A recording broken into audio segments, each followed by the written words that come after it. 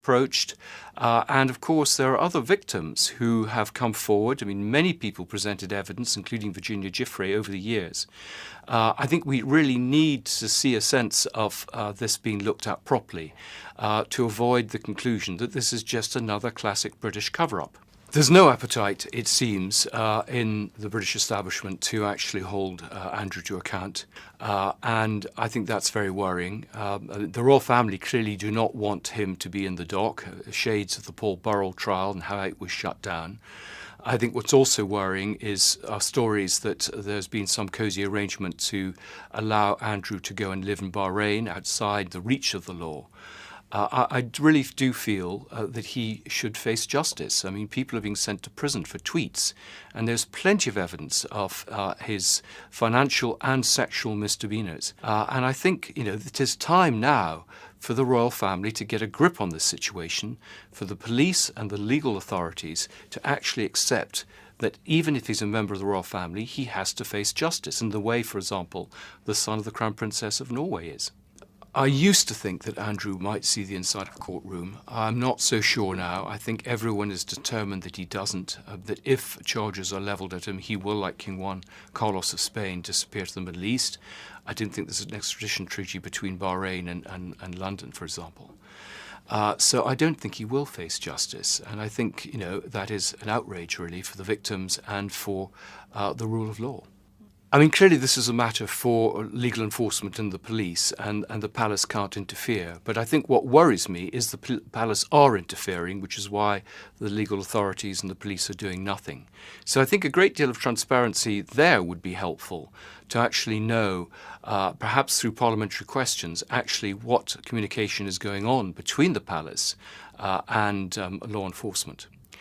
I think it's too late for Andrew to recover his reputation. I don't think he's particularly concerned about it. I think he still feels he's been hard done by. And he's had plenty of opportunities over the years to show some contrition, to try and redeem himself through good works, and he's chosen not to do so. I think this is a problem of the palace's own making. They should have dealt with this years ago. They knew about it. I understand they had a copy of Giuffre's book even before she died. And they knew what was coming up. And it's the same old story, too little, too late, hope the problem goes away, a bit of window dressing, and the peasants will be satisfied.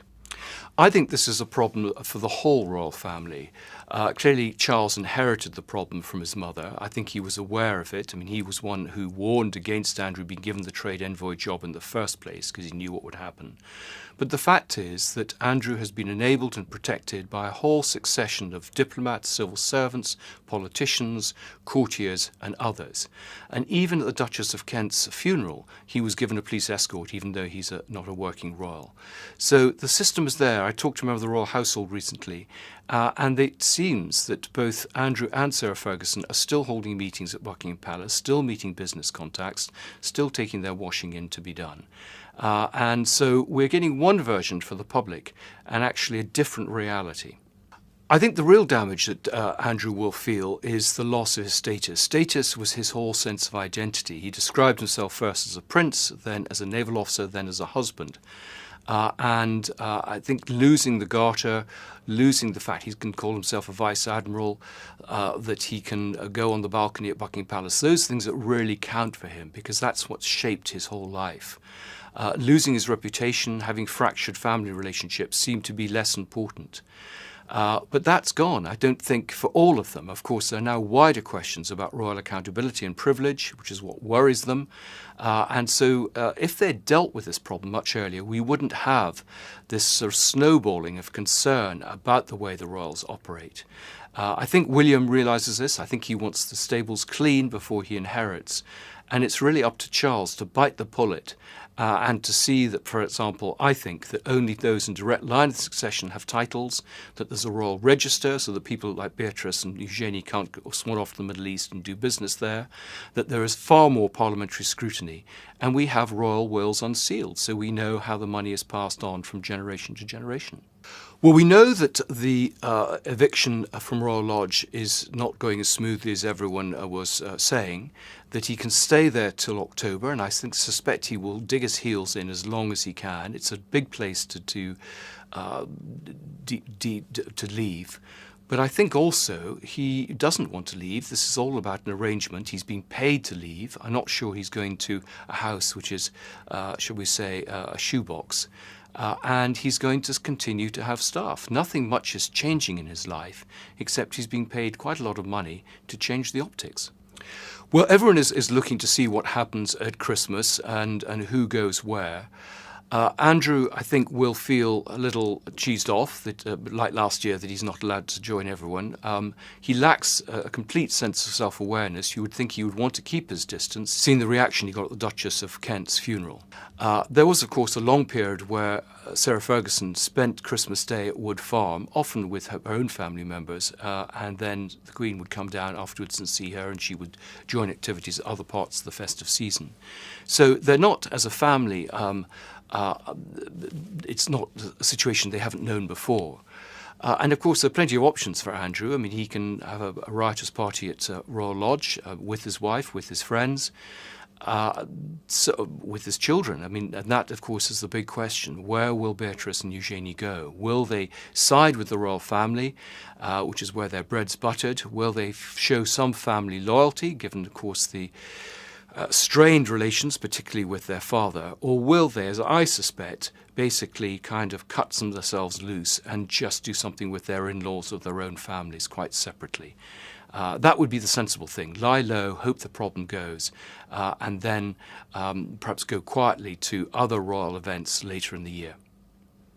I think the big concern must be what is going to happen to Sarah Ferguson. She's been used to being subsidised and supported by the royal family for years. She's a woman who has a very extravagant standard of living and does not want to change that. I think a lot of the people who lent her money in the past are no longer going to do that. The interesting question is what's happened to the £4 million from the Belgravia sale of the house recently. But I think the feeling in the royal family is that she needs to still be kept close to avoid her selling family secrets. And of course, she's constantly threatened to do this over the years. At the time of her divorce, and more recently, of course, this is all part of her negotiating tactics, which I think are pretty short term, because, of course, the royal family can put pressure on the Yorks through the daughters. They can take away the titles, they can make life very difficult for them, they can exclude them from the family. And I think that's the pressure that I think will prevent the Yorks from doing anything too dramatic. That doesn't mean that there won't be stories leaked to the press, just little shots across people's bows. My own advice to Beatrice and Eugenie is they should concentrate on their careers and their families and their charitable activities. I think they should no longer get involved with supporting Saudi banks and various other things that they're doing. Their jobs, which rely on client relations, which come from, frankly, their status, I think it's going to be difficult for them. They too have a very high standard of living, which has been sustained by monetising their position in the royal family. But I think if they want to have a long-term future within the family, then I think they will have to stop some of the things that they're doing. They've refused to allow them to be audited. If there was a royal register, at least some of the stuff could be registered so we would know what they were doing. But I do think there are various skeletons in those cupboards that will emerge in the course of 2026. I think what was very interesting is the losing letters patent. I mean, being struck from the peerage, because clearly that can be done to anyone, whether it's Prince Harry and his children, or the York children, or others who carry titles. I do think it seems strange in this sort of modern world to have these titles for people, particularly if they're non-working royals. So this is again a shot across the bows for Harry and Montecito, that if York can lose his title, so can Sussex. And I suspect that William will want to do that when he comes to power, whenever that is. I'm suing Simon & Schuster in the US for the simple reason that they broke the terms of their own contract, and indeed their own termination clause.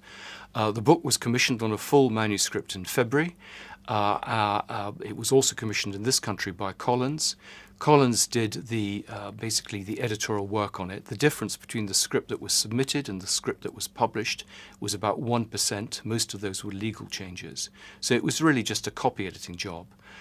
Simon & Schuster, I think, realised that they couldn't publish in time for the UK edition in August, though they did indeed advertise the book for August. And rather than just offset their edition from the British edition, they thought, individual in Britain, we can do what we want. I'm afraid this is part of a long series of books that Simon Schuster have cancelled on a whim. And they thought that I would go away. The problem is that I'm a literary agent, have been for 40 years. I know how contracts work. They didn't go through the contractual obligations of giving me time to correct whatever they wanted me to do.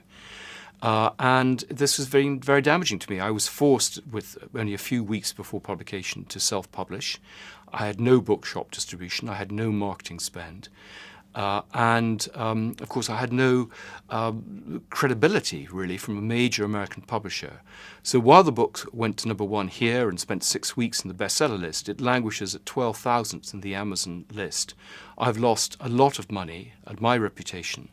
And I think Simon Schuster should have to pay for it. I also think it's very important that authors stand up to corporate publishing who feel they can behave like this and get away with it. Last week, I lodged a complaint in the court in New York, which anyone can see. There's been no response from Simon Schuster. They have 30 days to respond. I mean, there's been negotiations going on for 6 months now. They've been given every opportunity to come to some sort of settlement with me. They've played this as long as they can in the hope that they could just push up my legal expenses and done nothing. So the classic sort of slap sort of mentality. And I think this needs to be called out. And I hope that there will be other authors who've also suffered at the hands of this publisher who will speak out. And that authors in future will perhaps consider whether Simon & Schuster is the place to send their books. Well, there are lots of rumours. There's been pressure from the royal family and Trump. I think the reason is that they didn't get their act together and they've just tried to cover up their own mistakes. There's maybe a concern that they were up for sale and they were worried about what was in the book and it might upset someone who might buy them. That's one theory. But I just think that it's just a bunch of executives who sort of lost interest in a book and thought they could wash their hands of it, even though they'd signed a contract. I think if the case goes to court, I will certainly clearly be giving evidence. I've just returned from a week in the States where I've been doing publicity about Entitled. It's clearly a huge subject, particularly the Epstein material, which I'm constantly getting new information on. So this is a running story in the States. Virginia Giuffre's book was a #1 New York Times bestseller. And there's no reason my book shouldn't also be in the bestseller list in the States. And I'm hoping with the paperback coming out in the summer, which will be distributed by HarperCollins, that there will be copies in bookshops and American readers will be able to get hold of the new updated version. The edition that Westminster Press published is available on Amazon. There's also an audiobook from Blackstone for those who prefer to listen to it. There will be, come May, a new, slightly updated version coming from HarperCollins. And that matters. And I think her voice, and this is where Labour really dropped the ball, because her voice is so much louder than it ever would have been, even though she had to go through that hell of that prison sentence. Exactly that. And she has not been silenced. And that's the main thing, that she has come out and she is stronger and she has not let them silence her for a second. And what happened to her, I just think is absolutely horrific. But it went all around the world, so that it shows how tyrannical and horrific that this government is. You can contrast it with, as I said, Hugh Edwards, who just walked free from jail for the worst possible, things, I don't even want to say it, with the children on his phone, and you walk free from jail, yet Lucy Connolly goes in. So you contrast what's happening in the UK, and you just see how so anyway, sorry, I'm going off point because it actually makes me so angry.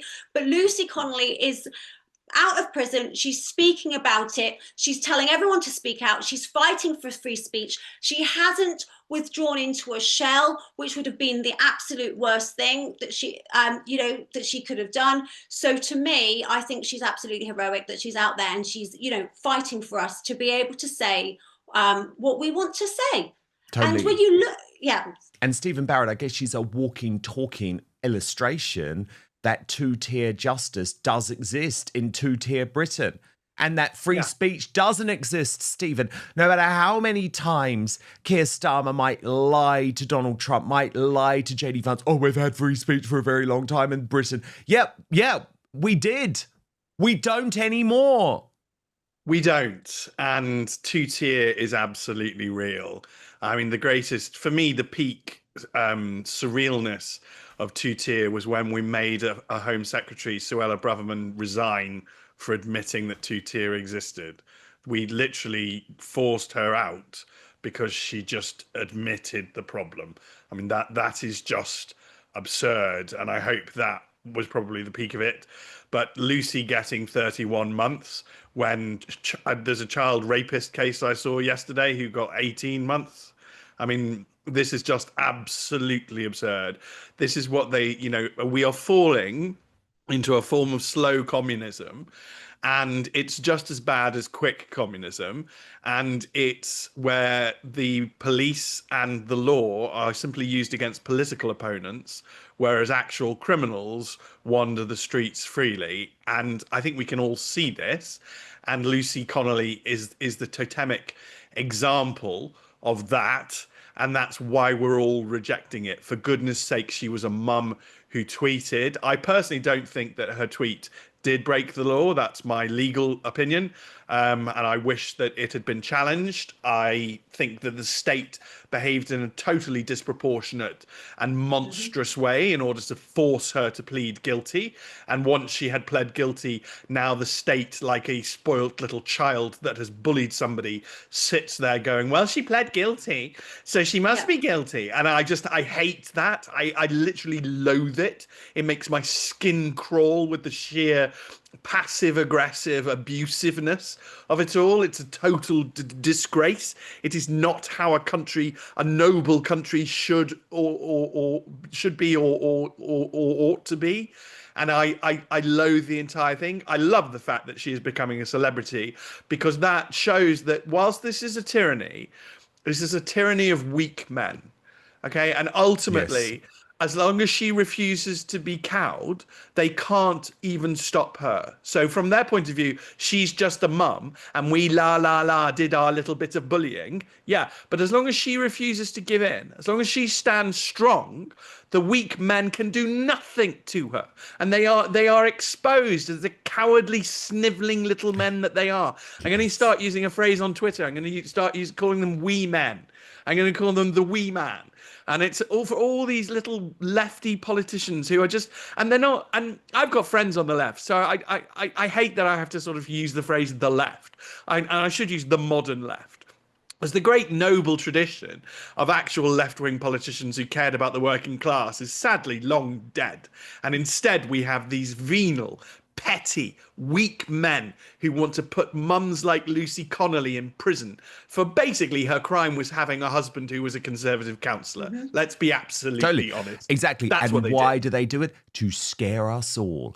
But at number 9 on our countdown, one of our favourites, part of the Outspoken family, the wonderful, legendary Lady Colin Campbell, who in part makes the list, Lilani, because my God, she is a trooper. This year, she actually broke her pelvis in a horrendous accident at a film premiere, but immediately was speaking out from her hospital bed, here on Outspoken, slamming the NHS for its utter incompetence, while at the same time broadcasting her YouTube channel every single day. And I just think, oh my God, we don't make them like Lady Colin Campbell anymore. Long may she reign.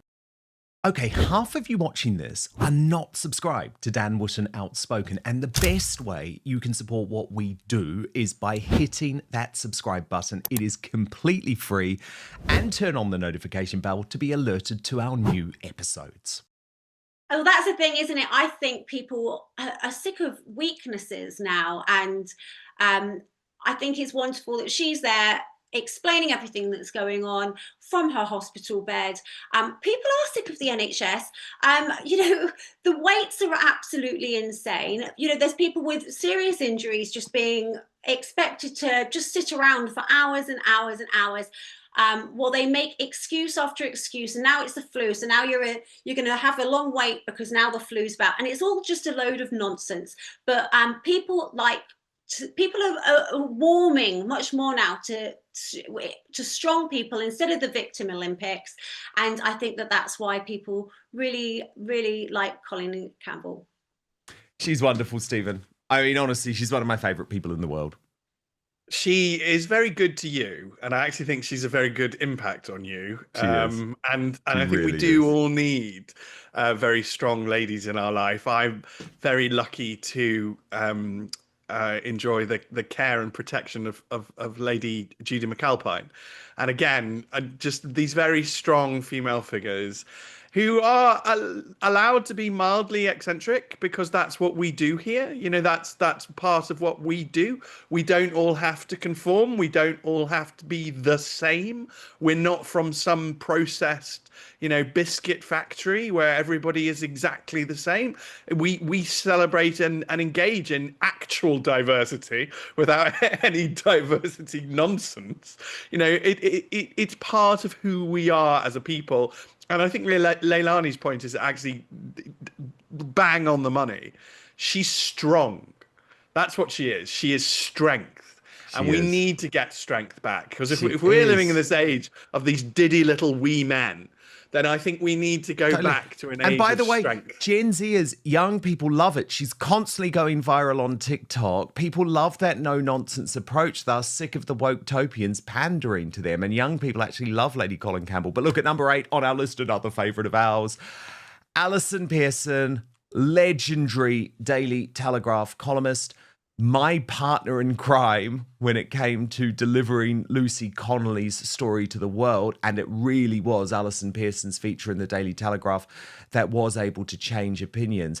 And the thing is, Delaney, what we know about Alison Pearson is that it would be so easy for her in the mainstream media to just ignore these stories, but she never does. She puts herself on the line. And I actually don't think there is another columnist in the mainstream media, Lalani, anymore who does that outside of Alison Pearson.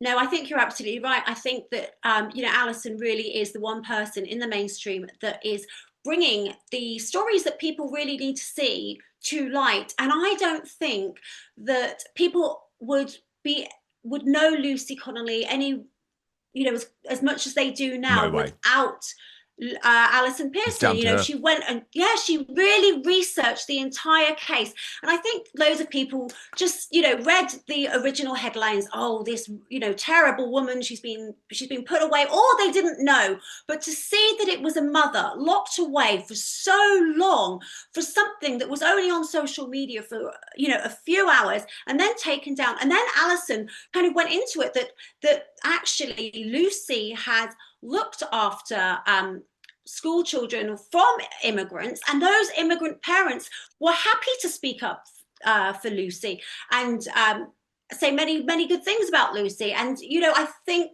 that's where Alison really, really helped bring this horrific case into everyone's view, to the point where so many everyday people were like, this is insane what is happening in England. How has this mother been locked up for so long for a post that was taken down 4 hours later? And I think it really it kind of lit a firework. Yeah, I mean, she did change the opinion of the elite class, Stephen, because, for example, Julia Hartley-Brewer, the Talk TV presenter, actually interviewed Lucy Connolly later in the year and apologized to her for having previously said, I've got no problem with Lucy Connolly going to prison. And she said it was all because Alison Pearson had changed her mind. Now, obviously, that's frustrating for me in a way, because it's like, well, all of the information was out there. You just had to look at it. You just had to read the cases. But at the same time, no one did. Stephen Barrett, like GB News, the Daily Mail, Talk TV, they were all anti Lucy Connolly until Alison Pearson published her feature. Yes, and it's greatly frustrating for me because I often, like you, I expect people to go out and read things and discover, but they don't. And I've They come rely to on the just headline on the BBC website. they rely on Sadly. the headline. So I've just come to accept that my role in life is often just to explain things that I think people ought to already be aware of, but for various reasons they are not. Alison goes well beyond my role. I mean, she's a crusading force for good. And very Yes, few beautifully people put. end up being bigger than the publication that they publish for. I can't think of a Times journalist Nope. who is bigger than the Times, but I can tell you that right now that Alison Pearson is bigger than the Telegraph. So And true. people talk about her all the time. People talk about her as an independent force, although she's obviously she is technically mainstream media, but she's just on the side of good. She's not going to back down. And again, strength. She's not a diddy wee man. She's got real strength to her. She's got, cojones. She's got the absolute substance to Alison. I have the pleasure of knowing her socially, and she is. I just want to reassure your viewers, she is an absolute delight. She's one of those people, a bit like Dan, that you gravitate towards at parties because you just want to be around goodness and fun. And having Alison at any event is a plus. She is a total delight. And number 7 on our list, it is J.K. Rowling and Leilani Dowdeen. This woman just gets bolder by the year. But first, the number 1 worst fruit for your waistline. Are you turning healthy fruits into highly unhealthy fruits without even realizing it? Fruit can be one of the healthiest things you can put into your body, but the majority of Americans are guilty of making this single mistake that can counteract all of the health benefits of fruit. Some fruits help with occasional constipation, reduce bloating, and even help burn calories. Others can wreak havoc on your digestive system and energy levels. I came across this viral presentation from world-renowned surgeon Dr. Stephen Gundry that showcases the 3 fruits to stop eating today. And it was shocking. I had no idea. And after finding it out, I've stopped eating these too. I'm going to put a link for you all to watch it because I want you to gain this information. I think it's truly important. You can watch it right now at thehealthyfat.com/outspoken. That's thehealthyfat.com/outspoken. I also linked it in the description box below the video too, so make sure to click on it or just go to thehealthyfat.com/outspoken. Oh, and by the way, eliminating these fruits could forever change the way we help increase energy levels, decrease brain fog, support digestion, and even lose weight. So make sure to click below or go to thehealthyfat.com/outspoken to find out now. Dr. Gundry has lost 70 pounds himself using his research and has kept the weight off for over 20 years and counting. His digestive issues are gone, his health is fantastic, and he feels younger and healthier today than he did in his 40s. His video has been watched by over 20 million people to date, and you can watch and learn more about it at thehealthyfat.com/outspoken. It's linked at the bottom of this video, but he'll teach you exactly how he has kept his weight off for free at thehealthyfat.com/outspoken. Just click on the link in the description below the video. But now, back to the show. No, good on her. She has been standing up for girls and women despite all the mass trolling, despite the death threats, despite all the venom from the public and the small amount of public and trans activists that are there. But, I absolutely love her because she has stood up against, the worst attacks because, she's on the side of us. She's on the side of us. She doesn't want men in women's spaces. She doesn't want men in women's sports. The letter that she wrote, Emma Watson, is it Emma Watson?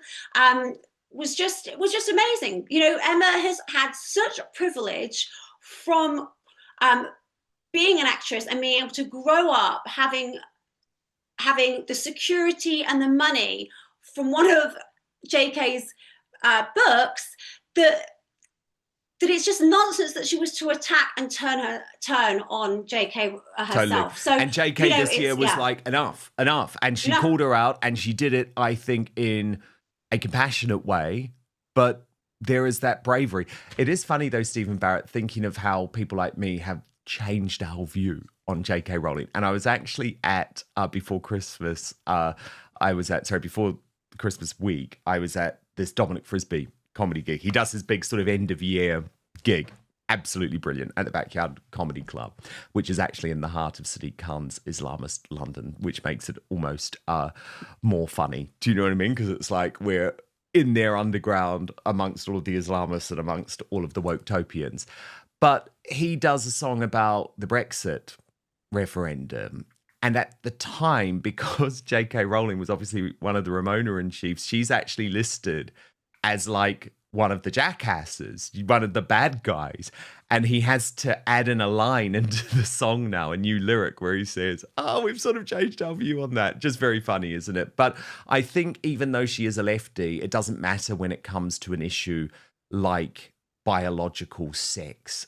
It's above politics. And that's what's so interesting about the culture war, isn't it? Sometimes politics doesn't matter. It's just about truth. Or people say it's not about right and left anymore. It's about right and wrong. And I think that's another category that we could put J.K. Rowling in. She's just right on these key issues of the day, even if her politics might be far to the left where I come from. Well, I would put the lady in the House of Lords. Because I think she would be a great credit to that institution and of great benefit to the nation. As you say, I think that the slightly introverted, narcissistic politics of what I call party politics is dying, because we are facing such massive crises, such obvious fights between basic good and basic evil, that what we're going to see, and what I hope to see, is what I call the coalition of the decent.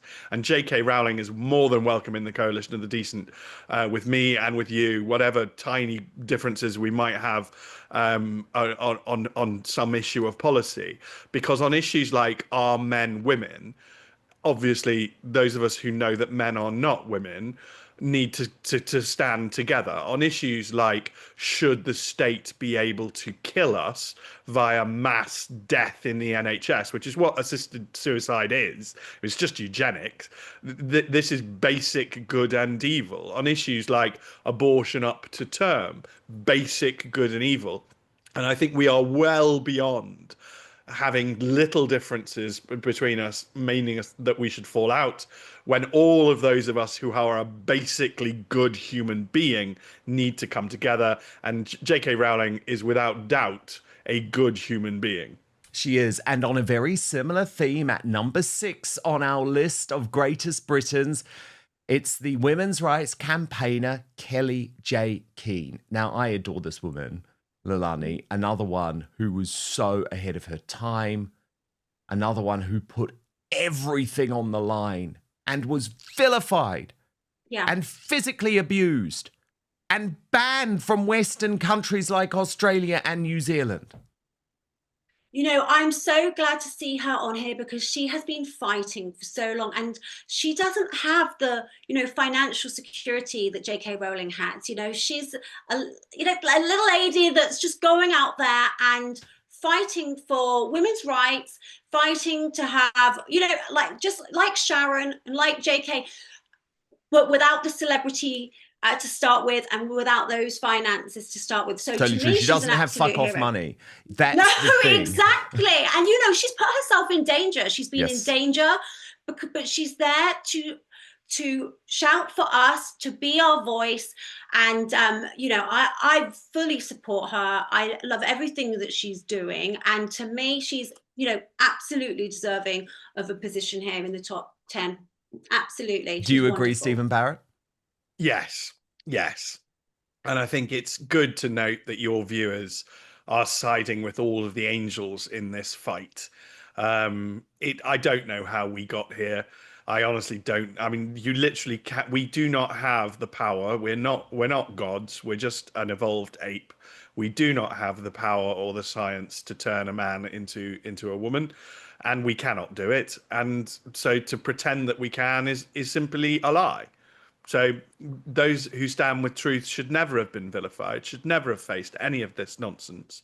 It's absolutely categorically obvious. And when I talked about forced teaming in the good Muslims and the Islamic extremists, I feel, Dan, that, you know, because we're both from the letter soup, I think we're often forced teamed with some really dangerous people. I totally, don't and want I to can't be bear it. with the Q plus people. No, no, I don't no. want to, And I and wherever rejected it goes. very early on, actually, before this was a thing. You know, that whole LGBT thing decided that I was a bad guy. And it's like, yeah, because I've got you. I'm a gay man.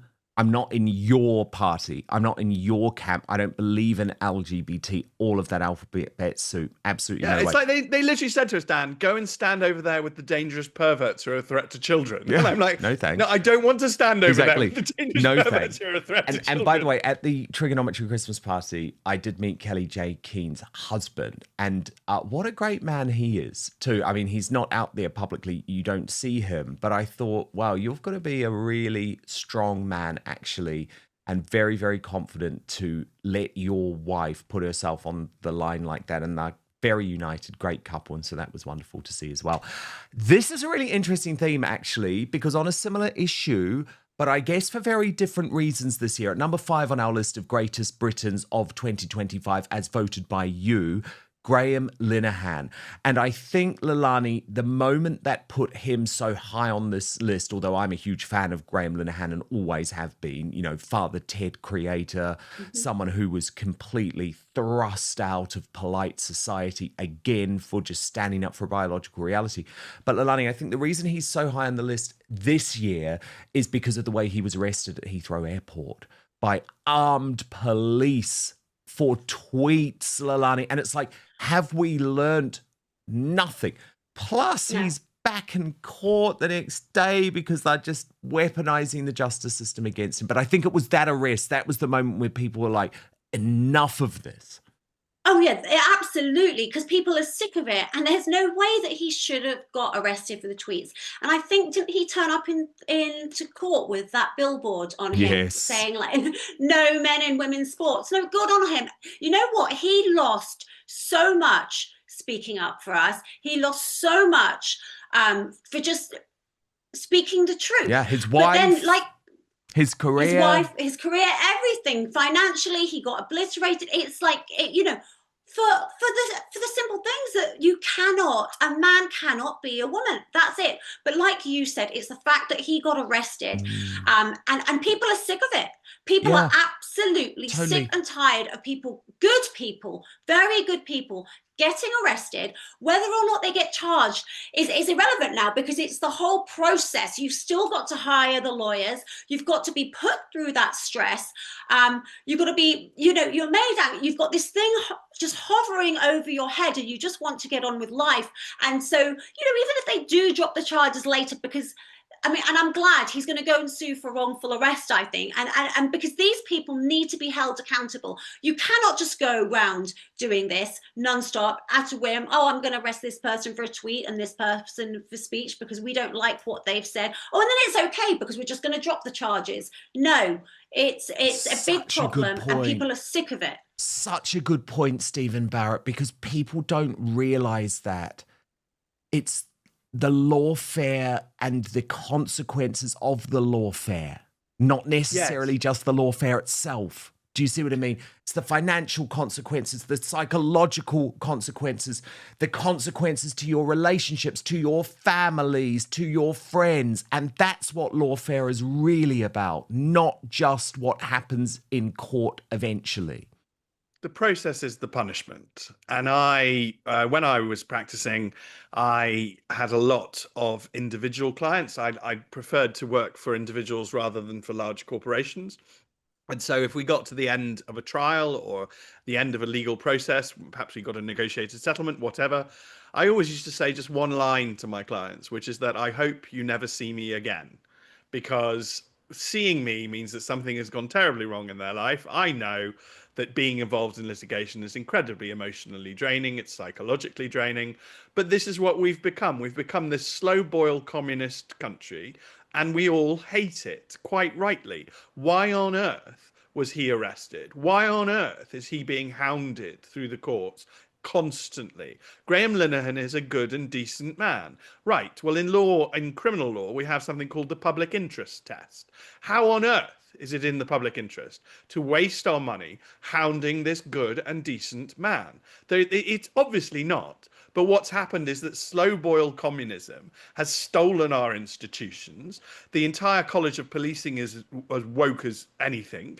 And so all the chief constables, even like I'm just going to say it, Dan, but the chief constable of West Midlands, I wouldn't trust him to tie his own shoelaces.